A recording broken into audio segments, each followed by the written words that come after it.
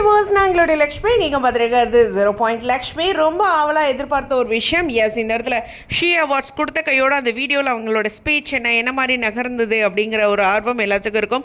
அது வீடியோவில் அன்றைக்கி நடந்த விஷயங்கள் அப்படிங்கும்போது ஷீ அவார்ட்ஸே வந்து போட்டிருந்தாங்க. ஸ்பெஷலாக போஸ்ட் பண்ணுறோம் 7:30 அப்படின்னு சொல்லியிருந்தாங்க. நான் நேற்று கொஞ்சம் அவைலபிளாக இல்லை, கொஞ்சம் பிரணவ் வச்சுட்டு கொஞ்சம் ஒர்க் அதிகமாக இருந்துச்சு. ஸோ அதனால் அவனோட ஸ்லீப்பிங் டைம் வந்துச்சா, ஸோ ஒன்றும் பண்ண முடியல. அதுக்கப்புறம் வேறு வீடியோஸில் கனெக்டடாக வெரி சாரி லேட்டுக்கு. மார்னிங்கே பேசலான்னாலும் பேக் டு பேக் வீடியோஸ் இருந்துச்சு. சரி, விஷயத்துக்கெல்லாம் நேராக அப்படிங்கும்போது அவங்க உண்மையுமே அந்த க்ரீன் சாரில் அவ்வளோ அழகாக இருந்தாங்க.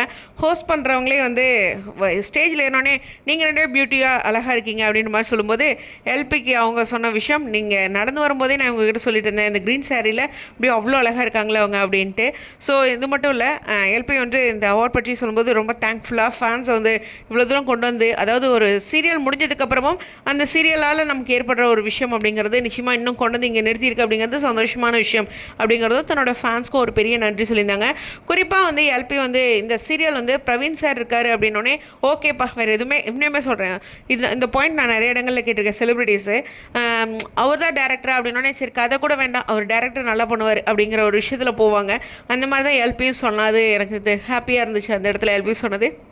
அதே மாதிரி சேனல் வைஸுமே ஓகே விஜய் டிவியா, ஓகே ரைட், எதுவுமே அதுவுலேயும் ஒன்றும் பிரச்சனை இல்லை அப்படின்னு 2 விஷயங்கள் அவங்களுக்கு ஃபேவராக இருந்தது அந்த ப்ராஜெக்ட்டில் வந்திருக்கேன் அப்படிங்கிற மாதிரி சொல்லியிருந்தாங்க. ஸோ ஒரு அழகான மெமரிஸ். நான் கூடுதலாக அப்கமிங் பற்றி ஏதாச்சும் ஃப்யூச்சர் அது மாதிரி சொல்லணும்னு நினச்சேன், பட் ஆனால் எதுவுமே சொல்லலை. பட் இருந்தாலும் சூப்பரான விஷயம். இந்த வீடியோ வந்து எனக்கு தெரிஞ்சு ஒரு 1000 லைக்ஸ்க்கு மேலே போயிருக்கு. சூப்பர் தான்.